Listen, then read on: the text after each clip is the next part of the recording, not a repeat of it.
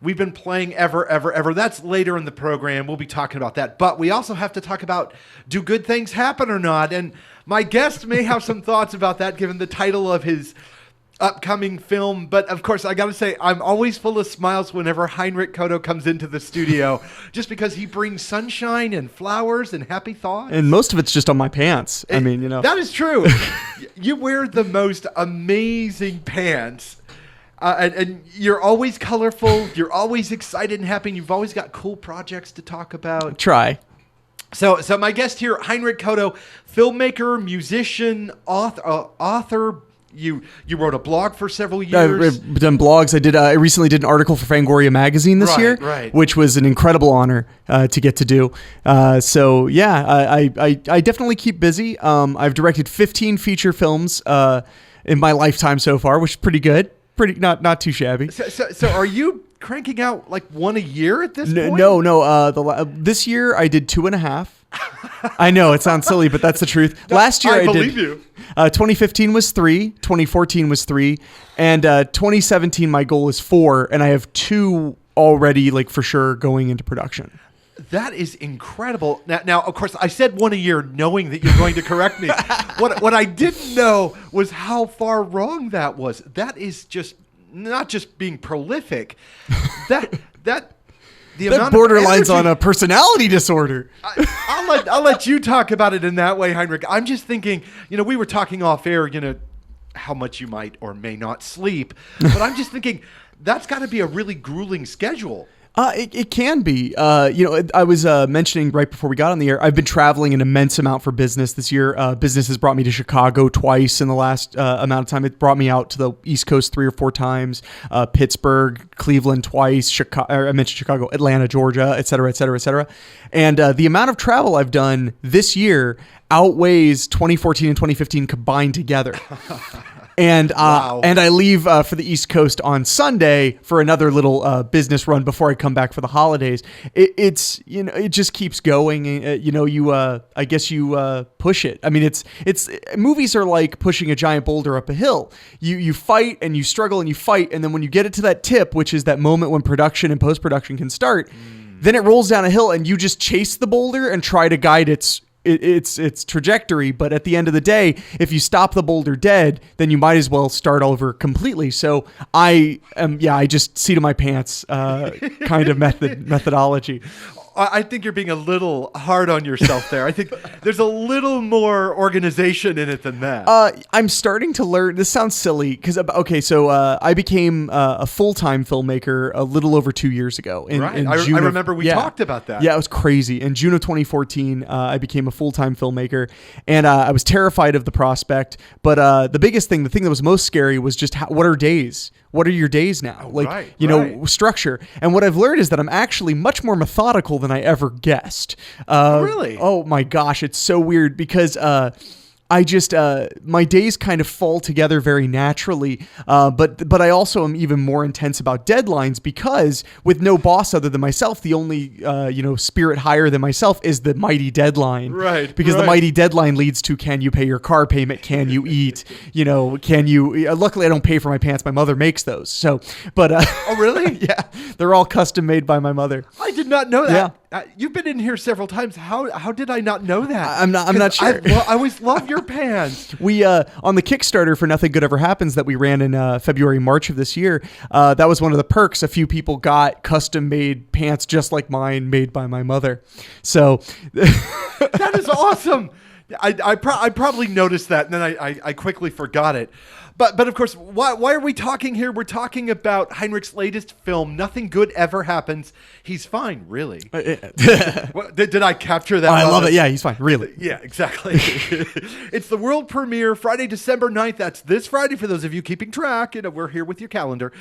It's only $10. I'm always shocked that you pull these off and so little money. You've got an 8:30 showing, a 10:30 showing. It's the Baijiu Theater, North Main Street, Germantown. If you've not been to that theater, it is a fun theater. Yeah, it's a blast. And you can eat way too much popcorn, which I always highly recommend. It's the best amount. I mean, there's no other amount to me of popcorn. Little? What is little when it comes to popcorn? But of course, there's a website, nothinggoodeverhappens.com. Henrique Couto is the He is the writer. He is the filmmaker. He's the director. He's the, I guess, production, the producer. Yeah, you put the money together. Gosh, you do so much. Is it just sort of like when you do the credits, is it your name like 1,000 times? I try to reduce that as much as I can. Otherwise, it becomes like the running time. But it gets hard when you're like, you wrote it, directed it, produced it, shot it. So then I usually will stagger those. So you'll see written and directed, and then many later you'll see like produced and shot. I usually just put shot because it's easier. So you collapse a few things. Yeah, just a few things into each other. And I mean, I've over the years we've been able to grow our post production team a bit, which has allowed me to take a lot of it off. Local filmmaker Eric Whiting, the director of Hellhounds and Primordial. He's an incredible director, and he's my editor of choice. Eric and I have been collaborating. He's also my assistant director, and he produces a lot of the features with me. So we've been working together, having a great working relationship. And honestly, having him come in and do picture edits on my movies has allowed me to spend more time chasing the financing, organizing the shoots. I mean, the biggest, if I had $1 for every time I said, so what's your availability like over the next 2 weeks? I wouldn't need to run a Kickstarter to make a movie like Nothing Good Ever Happens. So, it just depends. This year has also been an incredibly big year for releases for me because I've had 3 films come out on the national marketplace this year. Awkward Thanksgiving came out on video on demand nationwide in March. Then Alone in the Ghost House, my latest horror film, came out on DVD and video on demand nationwide in August. And then at the end of October, my Western, Calamity Jane's Revenge, became available nationwide. And I just found out Calamity Jane's Revenge will be coming out next year in Thailand and Korea. Oh, that's awesome. Yeah, I just found out like a day ago. So I'm kind of that's my really first cool. my first full-blown Asian invasion. I've had some good luck in the United Kingdom, some okay luck in France, but this is my first time in Asia, and hopefully in 3 months I'll find out what our China situation is like. It looks like we're going to sell into China too. So well, you talk about a massive market. Yeah. I mean, the ability to take your films into those markets is incredible. It's exciting. It's a very exciting prospect. I've gotten some this year, some new business partners that have kind of opened those doors. And I think that, so far we're all happy. I mean, the movie's been in their hands for 3 months and we've already sold territories, which is very good. Oh, that's very good. So, I mean, of course they're very good. That's why they can do that. So, but hopefully, there's just more to come. And, next year, I'm taking kind of a different approach in that I am, for the most part, as of right now, all of the productions I plan for next year are pretty much produced by myself. We're not bringing in distributors or outside production companies until after the films are done, because sometimes that results in a lot of waiting around. And I don't know if you've gathered, but I'm not big on waiting around. You're a high energy guy, Henrik. You are always pursuing boundaries. What's a boundary? It's just something that you push through. Well, last year I made a romantic comedy and a Western. That's something I would love to talk to you about, if you don't mind. Because in the beginning, you did more, I don't know if you would just want to call it horror in general. I did a lot of horror. I mean, horror, thriller. Yeah. It's almost 2/3 of my output. Almost 2/3 of my output is horror movies. Yeah, so that's not offensive to say. Okay, well, and that's probably a good thing, that not to offend the guest is always a plus. Whenever possible. But I'm also curious, have you always wanted to just direct any kind of film? Because it seems like you're interested in storytelling. Like there's a clear narrative across the different genres of films that you've made about storytelling. Yeah. And this is where I reveal that I've seen almost all of your films. But there's this interest in the story, right? Regardless of what kind of story it is, or it's not just that X happens to characters, but there's a narrative, there's a storyline, there's something really interesting that you bring out. Is that a fair interpretation on my part? I think so. The most challenging thing about any line of work you go into is finding what you like and what you're good at, and then trying to get them to intersect. Indeed. And sometimes that can be very hard, and sometimes it's not so hard. And for me, if you had asked me 9-10 years ago when I did my first feature, if you would ask me, like, what do you excel at as a filmmaker? I would probably have said, like, editing, or I would have said, like, the camera. But now you fast forward 10 years, and now I would say, my best focus is directing and producing. Because especially when you're working on a low budget, the director and the producer is pretty much the same job. Your job, at the end of the day, when people say, hey, what's a director's job? I always say the same thing, which is your job is to make your day. You get up in the morning and you have a schedule, and it says you're shooting 12 pages, 10 pages. If you're lucky, I've shot movies where we had to shoot 20 pages in a day. And that's your schedule. And your job is to succeed at that while not going over budget or over schedule.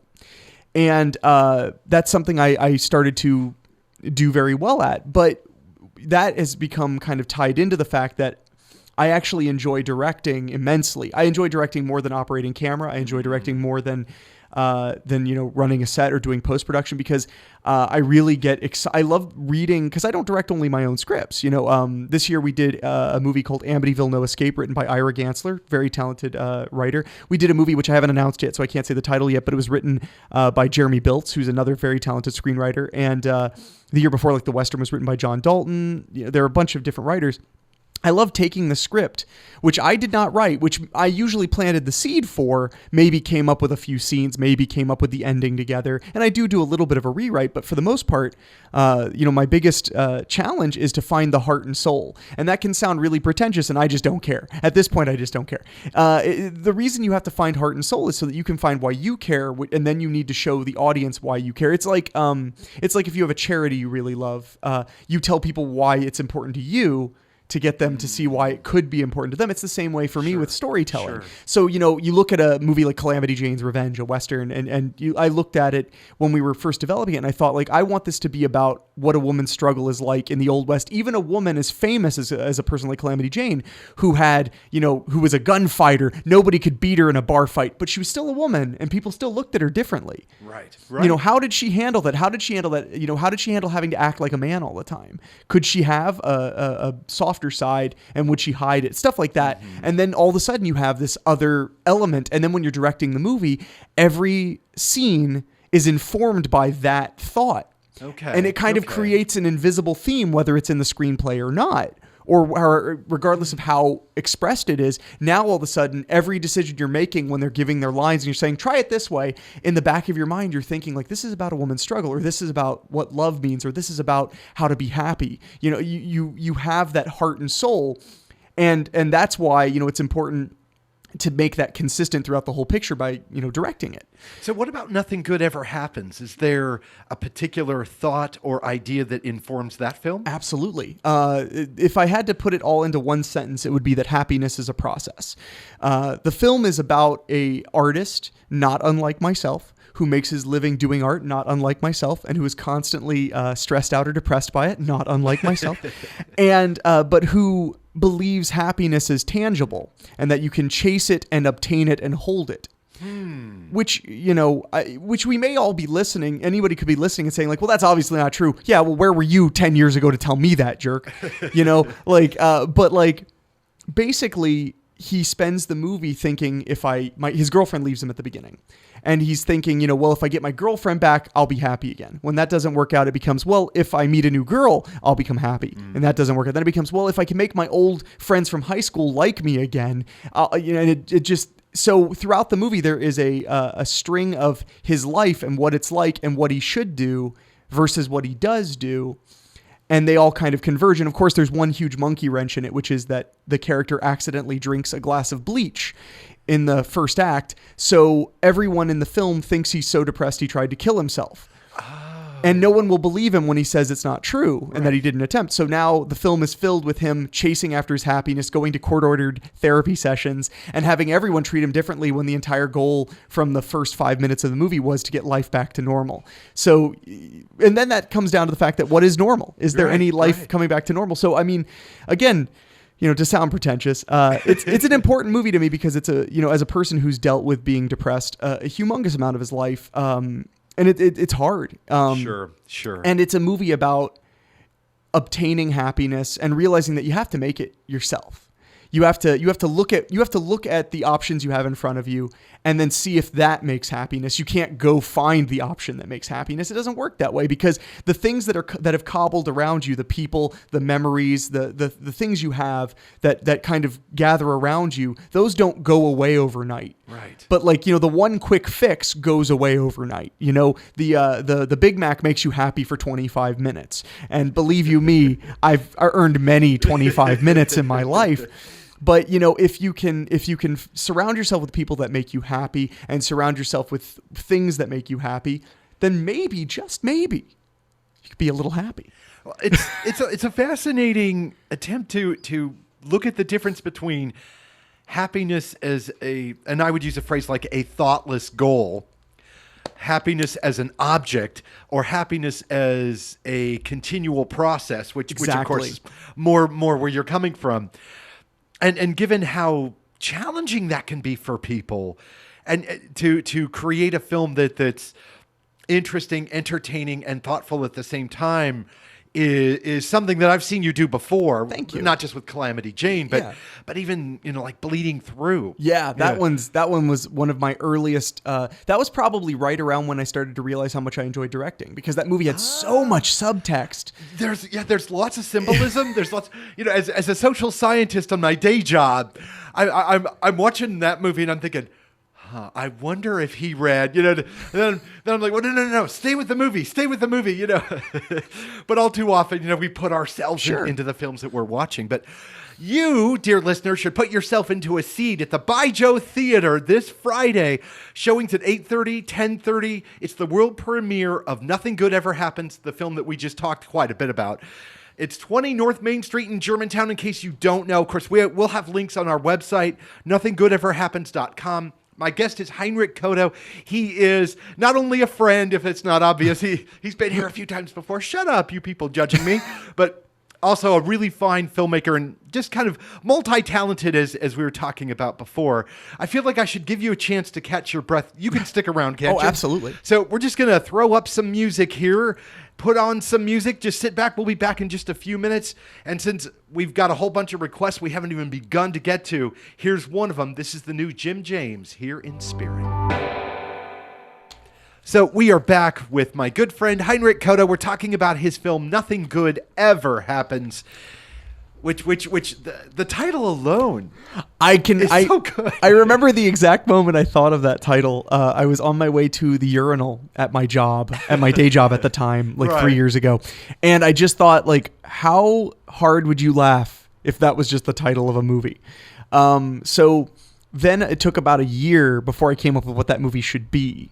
And then here we are 2 years later, and it's done. That's so incredible. I love that title because one of the most important things about it, and I don't want to give it away, obviously, but is there's a sequence where the title is laid out and it changes the meaning. Okay. And that's something that, of course, I didn't come up with till 2 years after I came up with the title. Then I decided what the title meant. That's how it works. But of course, I'm just a genius. I can't help it. It just comes to you, right? It just it just reveals itself. So we're talking about the film Nothing Good Ever Happens with Henrique Couto. It's the world premiere this Friday at the By Joe Theater down in Germantown, 20 North Main Street, in case you're wondering. $10. That's so good. 8:30 p.m. and 10:30 p.m. showings. And like previous premieres, will you be there? Oh, of course. Of course. And so are you doing the answering questions segment? Yeah. I usually just have you ever not done that? I guess maybe I should think about that. I don't usually do a proper Q&A because I find that I've learned that only the least shy people will ask questions at the Q&As. Oh, really? Yeah, you get like 6 people. But so instead, I just, as soon as the movie's over, I just shout, "I'm in the lobby," and that's it. It's just I'm in the lobby, so you can walk right up to me and you can ask me any question you want or tell me any anecdote you want. That's even better. Yeah. That's so much fun. You're listening to WUDR Dayton, Ohio. This is your Tuesday afternoon alternative. And whenever Henrique comes in, we talk about movies. Oh, yeah. And movie making. So you've got 2 projects that are already, I don't want to say that they're done or anywhere near done, but they're projects that you already have lined up. Sure.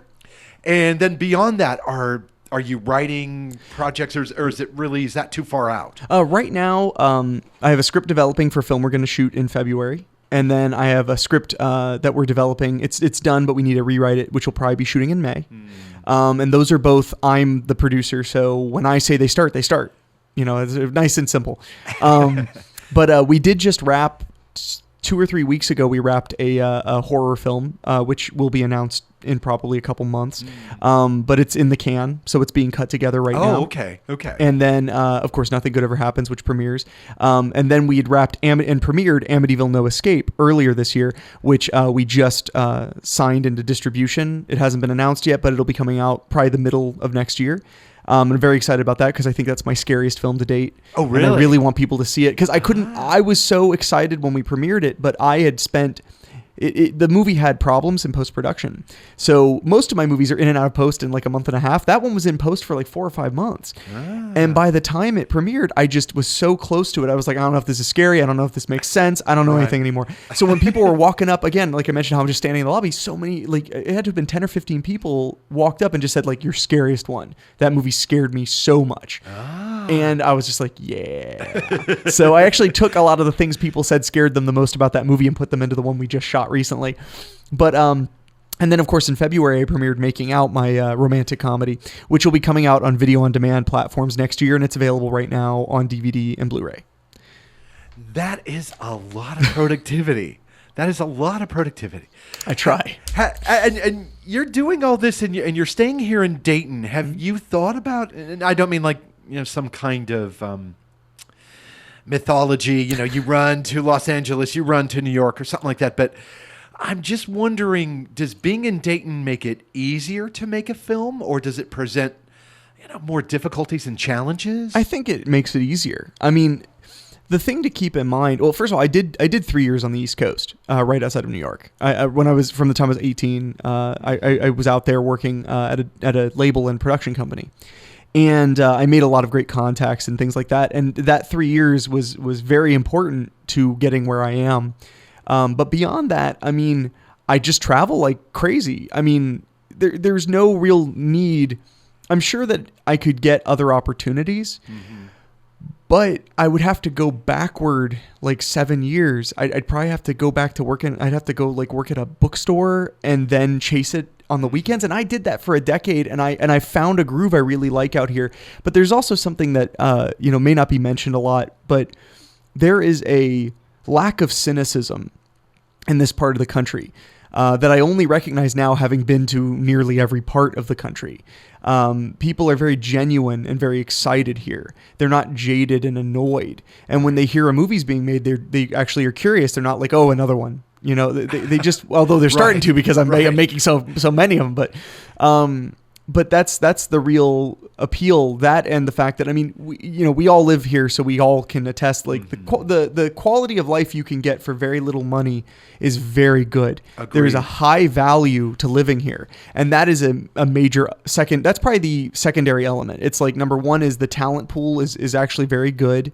I've had to build a lot of the talent pool, but that doesn't bother me, honestly, because, it's fun. If you get to, for lack of a better term, you're enriching people. I mean, I've had lots of people that I've made movies with now. I've made like 5-6 movies with, who will tell me that they've made some of their best friends on my movie sets, or that they've found so many people who think the way they do on my movie sets. And that's an unintended consequence. I didn't say like, hey, let's go make Babysitter Massacre so you can all become best friends. I wanted to make Babysitter Massacre because a distributor said, hey, we'll release that if you make it. So, but having that be an unintended consequence, there are worse things. It could be arsenic in the movies instead of, friendship. Well, I'm also curious what you think. One of the things that I found, and now I'm not from here. I'm from cold northern climates, but I came here to go to graduate school, this part of the country, and I never expected to stay. And I ended up staying. Now it's the part of the country I lived in the longest. And one of the things that's kept me here is the thriving arts community. And while I of course am close to music, but whether you think of dance, whether you think of visual art, whether you think of film and videography and video design, or you know what I mean? Yeah. That there's a wellspring of not just talent, but support and interest and infrastructure here. Yeah. That I'm really surprised by. And I know, you always, say you're polishing the gem or something like that when you speak in high-minded ways about Dayton, but there really is something powerful to that, all of that being here. Or Or what do you think? I mean, I've been a fan of Dayton. I mean, when I left my job on the East Coast, I could have stayed somewhere else. I didn't just come home because like my mother's here and stuff like that. Sure. I mean, I came here because I did remember liking it here. Because I moved right when I was 18. That was like one of the funnest parts when I came back here in my mid-20s. I didn't know where anything was. Like everybody else, all my friends I grew up with are like, we'll go to that restaurant. I'm like, I have no clue where that is. You've got to send me a address. Like, they'd always be like, it's on Main Street. Like, I don't know Main Street. I got my license and 3 months later I moved out of town. Like, but coming back here, initially I wasn't sure if I was going to make movies anymore. I was pretty disenfranchised. And a lot of it was the excitement of the community because I had that movie Bleeding Through that had been in post-production forever. And when I premiered it at the Inglewood Cinemas, which I miss very much. And when we premiered it there, though, this doesn't sound like a lot of people, but 70 people showed up. And that's a lot of people. Oh, that is really the assumption that you have to have thousands of people at a premiere is insane. When you talk about this area, if you get 30, 40, 50 people to an event, no shame. That is a good number. And as my good friend Todd Widener points out, you play for the people who are there. And then I remember adding after he said that, because they're going to tell everybody else who wasn't there, they're going to tell them what they missed. Oh yeah. Well, and it's important to be, to appreciate, that those people. But I remember when I premiered it and it played to 70 people. I mean, that means not only were there people who could tell me, hey, I really liked it. Oh, I really had a great time with it. But I mean, that's not no money. I got half the door. So I walked home better off than when I left. And that was when I started, the wheels started turning. So then 5 months later, we premiered Depression the movie, and Depression the movie had 150 people. Right. That was a huge. It was crazy. the only premiere I ever had bigger than Depression the movie by far was Babysitter Massacre. That was that we were 20 seats away from out of seats at a 300 seat theater. That's a hell of a thing. I think I got to one of those showings late, and I thought, I'm prepared. I'm prepared to be turned away. Yeah. And I remember having to find the seat. Like there were a few seats in there, but having to everybody was people excited. You don't know. But you know what? That's okay too. Yeah. That's part of the fun as well, I think. So I'm here talking to my good friend Henrique Couto, who has a new film, Nothing Good Ever Happens, that's premiering this Friday, 8:30 and 10:30 showings at the By Joe Theater down in Germantown. So wherever you are, even if you have to fly in or drive in, it is so worth it. I love your premieres. Thank you. It feels like a family. Well, and I want to say it's funny you say that because I wanted to make sure I mention how if you haven't spent any time in Germantown or if you don't want to drive to Germantown, here's a real good reason to go, and that is the By Joe Theater. It's a family great owned, family operated. The owners are extremely supportive of independent film. And they are pillars of their community in Germantown. Germantown's an adorable small community. It's right on the middle of Main Street. The theater used to be a playhouse. It has history for days, but it has a brand new digital cinema projection system that looks amazing. The sound is incredible. And I love that place because it's intimate enough. I love doing it in Germantown as well because everybody always comes to me now and tells me how much they like that there's a bar across the street and a Mexican restaurant next door. Right. You can park your car anywhere in Germantown, get food, get liquored up if that's your thing, and then you can head on into the movie theater. So I can't recommend enough. Like, it's a perfect little Friday night. That was one of the only complaints I had about doing the show at Inglewood was that where the theater was located, there was a Marion's Pizza, right, which we all hung out at before right, the premiere, but that was kind of it. There was a bar next door, but nobody really wanted to go there. Yeah, there wasn't as much of an opportunity just to be in the community. Exactly. Yeah, it was so, a little more separated. And I want to say that, with Germantown being a bit more rural, I expected not much response from Germantown. It'd be fine. Like Inglewood. We didn't get a lot of response from Inglewood itself. Lots of people from Germantown show up for the premieres, more than I ever expected. And I'm always very, very thrilled and flattered, even when, the movie might shock and appall someone. I'm willing to take that risk. Well, I could think with some of your horror films, there might be folks whose sensibilities are different. I could totally see that. My comedies tend to be a bit raunchy. This one's quite a bit raunchy. I mean, that's the other thing, because if I'm going to put life-affirming stuff in the movie, then you're going to also see somebody naked. I mean, it's just going to happen. The real question is who? That's the mystery. Well, I'm also curious, in the past when we've talked about some of your horror films, you're talking about a certain kind of pacing. You know, every so many seconds or so many frames or scenes, certain things have to happen.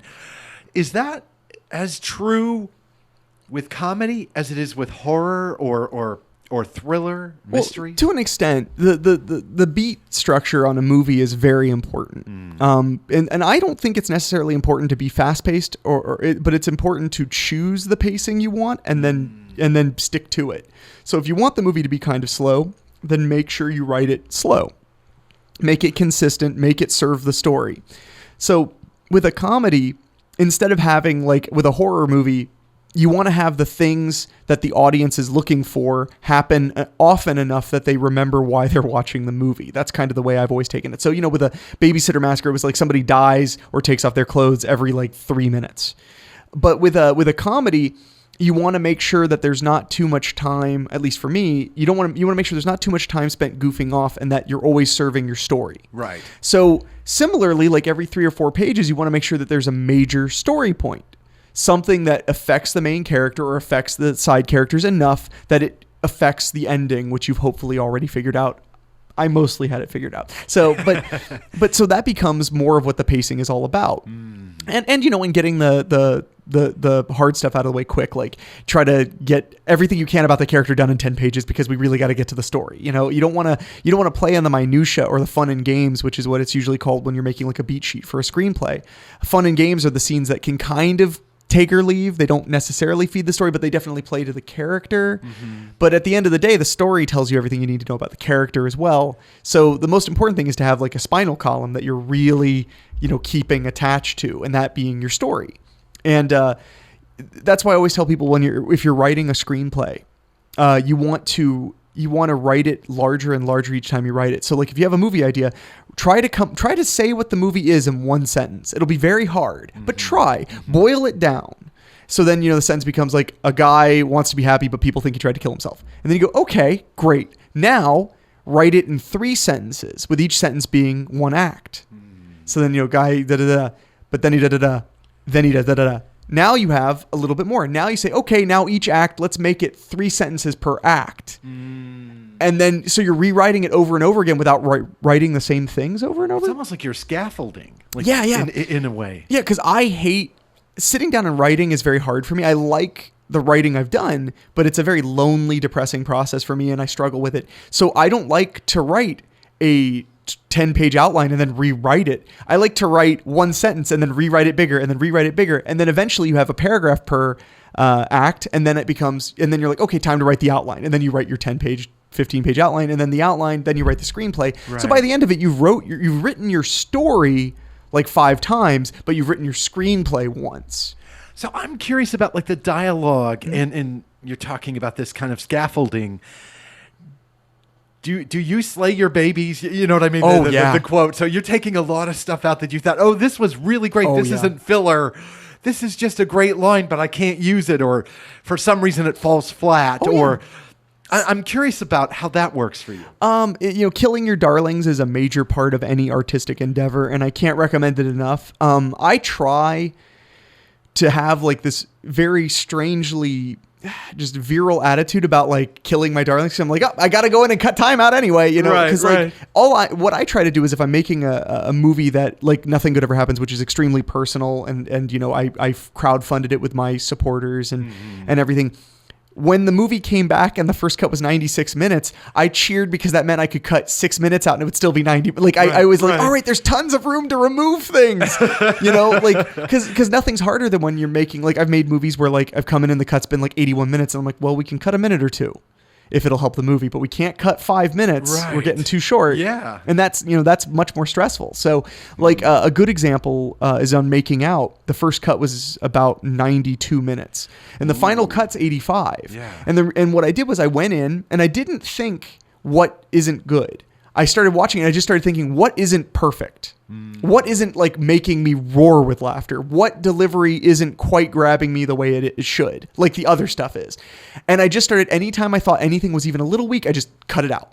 And not whole scenes necessarily, sometimes just ends of scenes or one piece of dialogue, just chop, chop, chop, chop, chop. Before you know it, 4 or 5 minutes is gone and the movie is just zooming and everyone in the movie looks great because you got them only at their best, including myself. Right. So, and so that's, I mean, you have to kill your darlings. I try very hard because of writing bigger and bigger and bigger. I try very hard to have very little fat to trim until the edit room. So I try not to be cutting anything out of the script because my script, like Nothing Good, even though it ended up being, over 90, or it's 91 minutes is the final running time. The script was 78 pages. I was keeping it lean. I was trying very hard not to have too much stuff, trying very hard to get to the points as quickly as we can. Right now, Eric Whiting and I are developing a screenplay together that he's going to direct next year. And, we were literally last night writing the first act in outline together. And Eric's scripts are usually, his own words, they're a little slower. So he was just fascinated by how I was like, okay, so the first one is we see our guy for the first time. And he was like, all right. And then we were like, the second scene is he does this and this. The third scene, and it was like by the fourth scene, the story was completely going. And I was like, no, like we smash cut to now he's vomiting and then he does this. Like, like there's no wasted motion because that first act is so important to get the audience to care. Because then you can be a little slower because now they know who these people are and what's at stake. So that investment, that early investment is so critical. And you want to make sure you can grab people. You want to never bore them, and you also don't want to rip them off. You want to make sure that, if you say it's Babysitter Massacre, is it going to be 10 minutes of dialogue about whatever? No, it should be. I mean, you could put 3 minutes of dialogue about whatever you want, but then somebody's going to die in the shower, hopefully.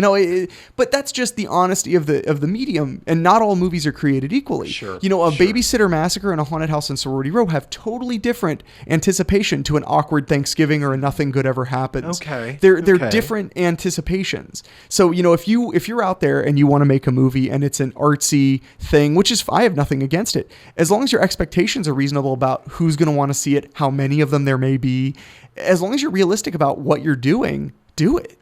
When I made Depression the movie, I literally thought no one would want to see it. That was literally my thought. So I spent no money on it, and I didn't put any hope into people seeing it. I just tried. And now, That's a great movie. Thank you. Great movie. It was the first film where I think I really found my voice. I started to with Bleeding Through, but they because they were right next to each other. But Depression the movie was the movie that kind of like a good example is a Kickstarter supporter for Awkward Thanksgiving literally emailed me after he had contributed $1,000 to the campaign and told me that he was only doing that because in the description of the movie, I said it was like Depression the movie. Really? That's what he said. He said, I love that movie enough that if you're making a movie similar to that, I want you to be able to make it. And that's what I've done in the past. Honestly, like that's what I say when I did like Awkward Thanksgiving. It was in the vein of Depression the movie, Making Out in the vein of Depression the movie. This movie is probably the most sister to Depression the movie because it's very sad, very weird, very raunchy. But and by the way, if your listeners out there, if you're wondering if this is the kind of thing you'd be into, Depression the movie is free to stream on Amazon Prime right now. So you could be watching it anywhere on your phone at this precise moment. Well, maybe not right now. Give us about an hour or so before you turn that on. You're listening to WUDR Dayton, Ohio. This is your Tuesday afternoon alternative. We're talking about movies with Henrique Couto, who has a terrific new movie, Nothing Good Ever Happens, that's got the world premiere this Friday, December 9th at the By Joe Theater in Germantown, Ohio. That's 20 North Main, in case you don't know. It's only $10. Showings at 8:30 and 10:30. I'm curious, are the late showings, are people more excited? The late shows tend to be, I call it the retail show. It's the show for people who work retail, honestly, because it's very hard for them to make it 10 o'clock. Absolutely. Because back when we did shows at the Inglewood, we only did one showing, but the Inglewood was twice the size of the By Joe. And but we'd always do it at about 10 or 10:30 in general, because all of my friends would be like, "I just closed that shop at the mall, and I'm running to you." So wait for me, don't start. Yeah. So the 8:30 tends to be the packed one with a lot of people, because that's the people that work 9 to 5s and yada yada. And then the 10:30 tends to be my my brethren in the retail realm or the people who are night owls. And I'm always shocked how many people will stay for the second show anyway. We'll just want to see it again. It's very flattering. That's awesome. Very flattering. So, but the 10:30 can sometimes be a little rowdier, but usually the 8:30 is shockingly rowdy. I remember the making out premiere. Oh my gosh. I thought the place was gonna, there was a joke in that movie that I knew was like the best joke I'd ever done in a movie, but I thought that the roof was gonna fall off because they were just hooting at the screen, laughing that hard, howling at the screen. Made me very happy. That's one thing I love about making comedies is you get immediate feedback. Oh, sure. If your movie is scary and atmospheric, you don't get any feedback. If your movie is dramatic, you don't get any feedback. If your movie is, I don't know how to, like, awesome, like Babysitter Massacre is not really very scary. It's awesome. It's just like, yeah, this stuff is what I want to see. You get cheers and hoots. But yeah, if it's dramatic, if it's intense, silence is your cheering. And no matter how hard I try to tell my anxiety-addled brain that it's good that you could hear a pin drop, all I'm thinking is like, I'm not hearing anything. I should go, like... Well, they're into the movie, but which is in the moment that must be hard. Well, that's why Amityville No Escape was a really good example of that, because so many people came up and said, like, I was scared the whole way through that movie, and I was like, thank God, because nobody made any sound. So like, you're like, there's no gasp, no one goes.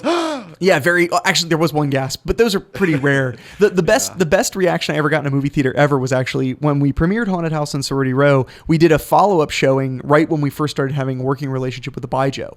So the Baijiu, we would do a premiere at Inglewood, and then a week or two later we'd do the catch-up screening at the Baijiu.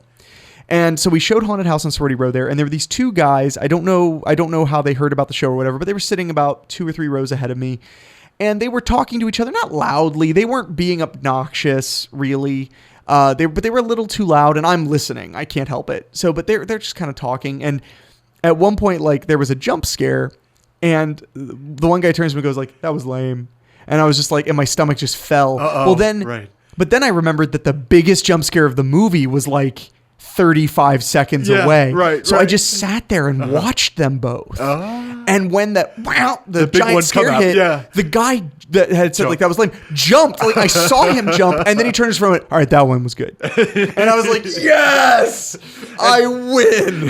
Your fists are up in the air, and you're like, I got you. Oh, I got you. I wanted to walk right up to him and start going, I got you, man, I got you. But I was like, let him finish the movie. That's right. But don't take it away from him. But with like horror movies, the best relief I get is when there's comic relief, because then when everybody laughs, I'm like, okay, cool, they care. Good. Yeah, there's an immediacy to comedy where people chuckle, people laugh, people make noises. But that's a really great point. I hadn't stopped to consider that most of the films that we go to, we just sit there and we're quiet. People, right? Yeah, and people laugh. I go to the movies all the time, sometimes 2 or 3 times a week, and sometimes people... I live vicariously through you, by the way. Sometimes people that are sitting next to me in the theater will laugh because I applaud when a movie's over. Oh, I do that too. Oh, my daughter hates when I do that. Yeah. Well, I remember I applauded when I went to the Riff Tracks Live. I love Riff Tracks and MST2K. I do too. I went to the Christmas Riff Tracks, and when it ended, I had such a good time. I started applauding loudly. It was brilliant. And the person next to me just kind of jokingly, not in a super mean way, but he just kind of jokingly said like, yay, inanimate screen. And I was like, hey, I liked it. I just wanted to express myself. Right. But like when you go to a premiere, people applaud movies. Mm-hmm. They applaud things they like. So it's just... You don't get the same feedback in a movie theater. Yeah, so usually when you go to a movie theater, your goal is to sit and be quiet for 2 hours. But, it's interesting mentioning feedback because we got to work with Al Snow, former WWE superstar. We'd worked with him before, and he came in and did Nothing Good Ever Happens, and he's a hoot to work with. But he was mentioning that acting in movies is very hard for him because the realm he works in is instant reaction, instant response, instant gratification. Sure. You're in the ring, you do something, you hear them yell, you hear them boo, you hear them scream, you hear them clap immediately. So every time a scene was done, he would come to me and almost crowd me, probably because he's 6'2" and giant. He's a big man. He's a big man. He would get right up on me because he'd be like, how was it? What do you think? What do you think? Because he's like, I need validation because I'm used to it. That's his system. And stand-up comics are the same way. When I work with them, they're like, I don't know if it's funny because nobody's laughing, And obviously though, if you're really funny, you get the crew to laugh, and that always feels good. And then I go, well, that was great, except you ruined the take. Yeah. Now we got to do it again. Now again, capture that lightning in a bottle one more time. Right. Yeah. You're listening to your Tuesday afternoon alternative here on WUDR Dayton. My good friend Henrique Couto is kind enough to come in and talk about his new film, Nothing Good Ever Happens. And of course, as always happens, I have to start asking him about filmmaking and things like that. He's fine, really. That is the gentleman, the title character, the main character in the movie. Find out what happens to him. The world premiere this Friday, December 9th. It's only $10, 8:30 p.m. showing, 10:30 p.m. showing. That's going to be fantastic. The Baijiu Theater it's just a lovely little theater. Absolutely. Come, get your popcorn and your other candies. Support the business, but at the same time, come check out a great film. You still got more time, right? Absolutely, I do. We're going to give Henrique a chance to drink some water, rest his voice a little bit. We're going to jump into some Modest Mouse here. Little fun, Christmassy, weird retro thing, because why not? Thank you so much for listening. We'll be back with Henrique in just a few.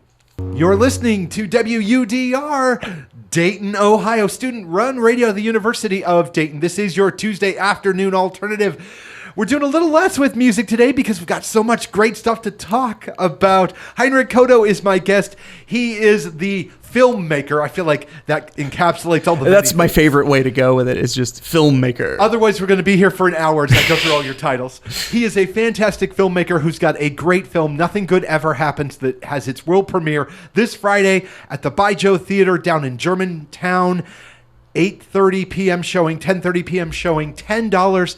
That's a bargain. That, with the price of tickets today, just saying. It's not a bad deal. And I do want to mention to your listeners who've been kind enough to listen to us, Jaw, that if you love the local scene, if you love supporting local, and you can't make it to the premiere, you're working or what have you, that Saturday there will be copies in stock at GameSwap in Kettering. Oh, very nice. Which is a great local store that I cannot recommend enough that you shop at anyway for your used stuff. I didn't want to make it sound like an entire used CDs. More. I didn't want to make it a full commercial, but their staff is great. Recommend it. And they support local filmmakers. They have an entire section of local movies, which I have a lot of films in, and I will be dropping off copies of Nothing Good Ever Happens with those fine folks Sunday or Saturday morning. So very good. If you decide you want to grab a copy, you can go there, or you can go to nothinggoodeverhappens.com and find out how you can get yourself a copy right quick. They make great stocking stuffers if you like a sad Christmas. So, well, and of course, given everything that's going on in the holidays, why not invest yourself in someone else's sorrow? Exactly. It sounds like I'm giving really bad advice. No, I'm just being silly with you folks here. This is a fine film, a fine filmmaker, but at the same time, you know what?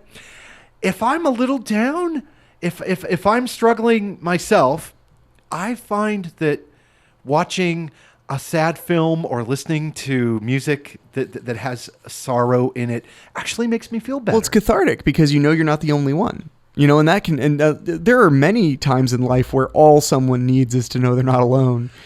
Oh, that is well said, sir. Well, I'm also curious. I haven't even looked at all the questions that people have been sending in. I'm a jerk. A couple people are commenting. Thank you guys for your really, really nice comments. I'm also curious. You go to a lot of films. As a filmmaker, of course, you want to see other people's work. But if this puts you on the spot, feel perfectly free to totally ignore me. Ooh, now I'm excited. I know. I'm building this up. It's going to be so bad when I deliver it. And here goes. What filmmakers do you like? Oh, gosh. I mean, I like a lot of filmmakers. The tricky thing is the weight between nostalgia and what have you, because there are filmmakers I love from when I was a kid. Wes Craven was a huge influence. Wes Craven, I think about more and more ever since he passed away, because he reinvented the horror genre twice. Oh, absolutely. Which no one has ever. I mean, George Romero reinvented it once. John Carpenter pretty much reinvented it once. But that's incredible to reinvent it even once. But Wes Craven reinvents it in 84 with Nightmare on Elm Street, and then again in 96 with Scream. Yeah. It's crazy that those two movies changed every movie after them. Well, Scream was so groundbreaking in the sense that he was taking all of, whether you want to call them tropes or the elements or the signs and the symbols that were common to horror films, and being playful with them, and not just kind of a dark humor, but a thoughtful dark humor. And Scream reinvents the genre. And if you watch New Nightmare, which was made like 3 years earlier, he's starting to toy with that, but not going full bore yet. He was playing with it. It's almost like he knew this isn't the right vehicle for this. Yeah, well, or he was like, I wonder if people would like this, and he was just kind of testing the waters because he was like, are people more so because knowing Craven, because he was such an intellect, I think he was wondering if people were ready for it yet, because I feel like that's the way he thought about things. But so Wes Craven was a huge influence, and he did lots of great movies. Vampire in Brooklyn. I love Vampire in Brooklyn. I don't care what anybody says. He did these great movies. But one of my biggest influences was Jim Wynorski. He was a director not known by many people, but he's directed over 100 movies.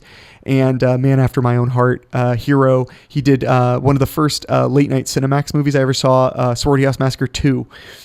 He also did Chopping Mall, Not of This Earth, and he still makes like 3 or 4 movies a year, and he's 60, and he's still pounding them out. I didn't know he still made films. He just did A Doggone Christmas, which is available anywhere you rent movies, which is a Christmas movie with a dog in it that I'm actually going to be renting this weekend to take a little break after the premiere's finally over. But other filmmakers, I mean, it's harder for me to talk about filmmakers because it takes time for you to develop a correspondence. But Woody Allen, I've never seen a Woody Allen movie I didn't like. Same here. But let me think. But like movies I've seen recently that I just loved, The Gift, which was a kind of a thriller. Yeah. Oh my so you I've not seen it yet. That movie was so good. I saw it 3 times. it was. Did you like it at all?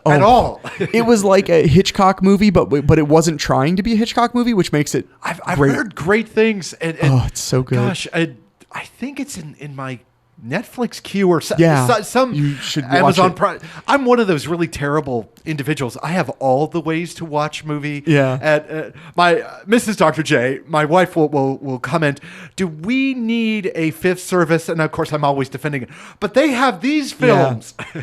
No, I know. I'm a Hulu, Amazon Prime, Netflix. I'm very like all about them. But and then other movies I've seen like this year that were really incredible. I think it was this year. At least it came out on Blu-ray this year. The Big Short. Oh, that was a great movie. That was an incredible movie. A great movie. I have to ask you though, since we're talking about movies, have you seen Arrival? I'm actually going to see that tonight at 7:00. I need to. You've got to comment on Facebook. You got to let me know. All of my friends who've seen it have said that it's life changing. It's and I'm like, whoa, that is a heavy award to give anything. Yeah. No, I'm literally going to see it at 7:00 at the Cinemark Theater. So, like, I've already bought my ticket just in case. I need to know what you think. Then. I will let you know. So I'll be up late. So I'll be on Facebook later. well, I'm just curious. Mm-hmm. We're getting to the end. You've got to run off and do other things. Not the least of which is see the movie and then more importantly, tell me about it. but if somebody was struggling. They're thinking, well, I'm not going to be a filmmaker because of, X, Y, Z. I don't have the money. I'm not good enough. I don't have the right equipment. What would you say to that person? I would say you're using all of your. First of all, I would say that every human being has an inherent value, and that is in their labor. One thing I think that, wow, this is way more intense than it needs to be. But one thing I think that a lot of people my age and younger have a problem with is they don't understand that when they work a job, they are simply licensing and selling labor. They are not. Sure. They're not becoming a slave. They are saying, I will give you 8 hours of my time, this amount of time, yada yada yada. You're making an agreement. Well, so anytime you work, anytime you think hard and make decisions, that is your value. So stop wasting your value on why you can't do something, because every single problem you listed, I had at one point, and I was not living in a gutter, but I came from humble beginnings. I did not have the opportunity to just buy. I didn't own an HD camera until 2011. What? I couldn't afford one. I couldn't afford one until they became $500. Oh, You were doing really great things then with equipment that was a little more limited. I borrowed it. I shot Bleeding Through on a $7,000 camera I borrowed.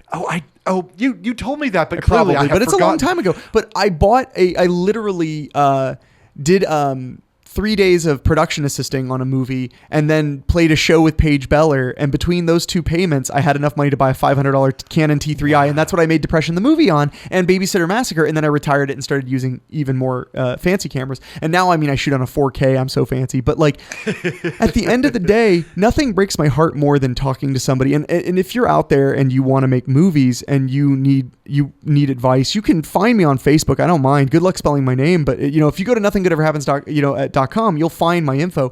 People email me all the time, but nothing breaks my heart more than people who say, especially people who are in college for film, who when they tell me like I'm gonna be a filmmaker, and they're like 20, and I'm like, well, can I see what you've done? And they're like, well, I don't have anything yet because I haven't learned how to do it. And I'm like, that's insane. Yeah. If I had an iPhone when I was 12, do you think my mother and I would have put a VHS camcorder on layaway? No, honestly, like it is so much better now. Back then, I had to plug VCRs into each other and hit play and record at the same time. Like it was stupid how hard I had to work. Now you don't have to work as hard, and that's not me saying you don't know what you got. No, I'm saying run with it. Yeah. Take it by the horns. Absolutely. When I was 18 years old, I had finished my first feature. And I didn't make another one for 3 years. So it's not like I was always, the steamroller. But that feature cost nothing. It had a very minimal investment on my part. And if I had done it today, it would have been shot on an iPhone. Like, so... Have you thought, let me interrupt you there. Have you thought of doing something creative like a short on an iPhone? I've thought about it, but when you... put your all of your lively belongings on as collateral on a loan to buy a camera, you use it. That's fair. That's fair, Heinrich. So I have really thought about it though, but then I'm like, but I have this 4K camera that I'm still paying for. Yeah. So I think I'm gonna go with that. Yeah, I think your logic makes a lot of sense.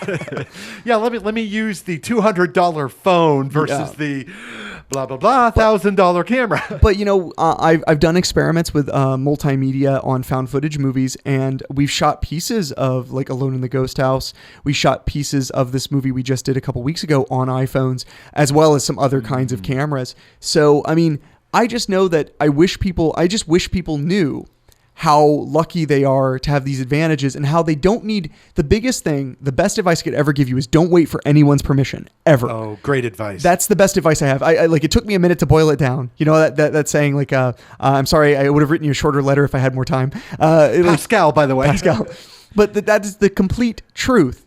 Don't wait for anybody to tell you no, because the fact of the matter is, in any kind of artistic endeavor, but especially in film, which is a business and an art, all rolled into one, all in one delightful package, everyone in the world will tell you no. Don't join them. You have to be the first yes, and then hopefully you will find more yeses from there. That's all I ever did. I was my first yes, then my mother was my second yes, and then, and I don't even remember the day I woke up and more people wanted me to do it than didn't. I don't even remember that day because it was I just started grinding and that was the end of it. So if you're out there and you have all these reasons not to make a movie, maybe you just don't want to make a movie. And I hate saying that because I don't want to say that your dream doesn't matter, but is it your dream? Because I've heard this director named Adam Green. He did the Hatchet franchise and some really great movies. He's a hero of mine. And he has this thing where whenever he meets somebody who says they want to be a filmmaker, he always says, well, what would you do if you couldn't do that? Like literally physically, you were not able to do that. What would you do instead? And then if they have an answer, he says, do that. Because that's really what you want to do. Well, because that's less, because almost guaranteed whatever your other option is easier and less pain and less of a and less sorrow and less, because like I'm a 30-year-old gentleman. I turned 30 in September. I know I've done a lot of movies for my age, but like, I have no regrets, but I've sacrificed. I drove the same car for 10 years. I don't own a house. Sure. I'm not married. I don't have children. And those are all, some of those are personal choice. But a lot of them are because I know that's unwise. Right. I know that is not a good place for me right now. And those are sacrifices you have to make. So if you're sitting there and you're like, oh, I want to make a movie, but you're also thinking like you want to make enough money to have a family and stuff like that, then maybe that's a good hobby for you. Right. And there's nothing wrong with having hobbies either. That's the thing that drives me crazy too, is everybody seems to think that we all have to be the hero. The reason I fight so hard for making movies is because it is the one thing that truly makes me happy. And I chase my happiness. It's not that I'm some holier than thou hero. It's that I just won't quit because I might have some kind of personality disorder, right? And then that's the way it goes. It almost sounds like your films are your children. In a way, yeah. Except, well, they are like children in that, like, I make them, I put them out into the world, and I have favorites, but I don't admit it. Well, Henrique Couto has been our guest this afternoon, and we could go on for hours. Nothing Good Ever Happens, world premiere this Friday. That's December 9th. $10. There's an 8:30 show. There's a 10:30 show. It's the By Joe Theater, 20 North Main Street, down in Germantown, which is a lovely city. NothingGoodEverHappens.com is the website. Game Swap over in Kettering is going to have copies on DVD and Blu-ray of the film if you can't make it.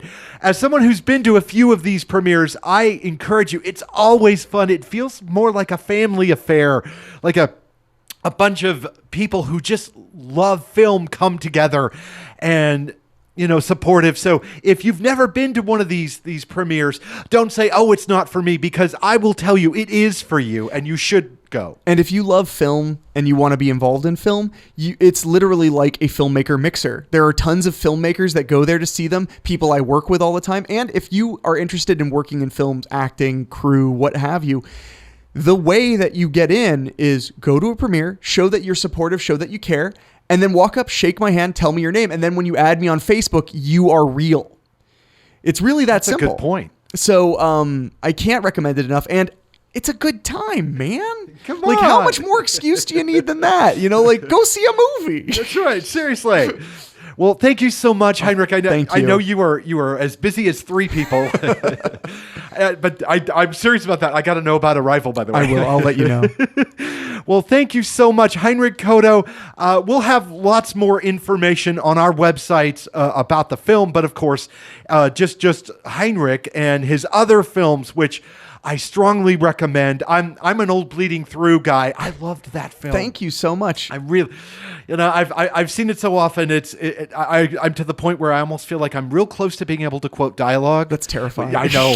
That's such a heavy movie to watch. Yeah, I know. But I love heavy movies. Okay. Well, we're going to get back into some music. Thank you very much, Henrique, for spending some time with us here.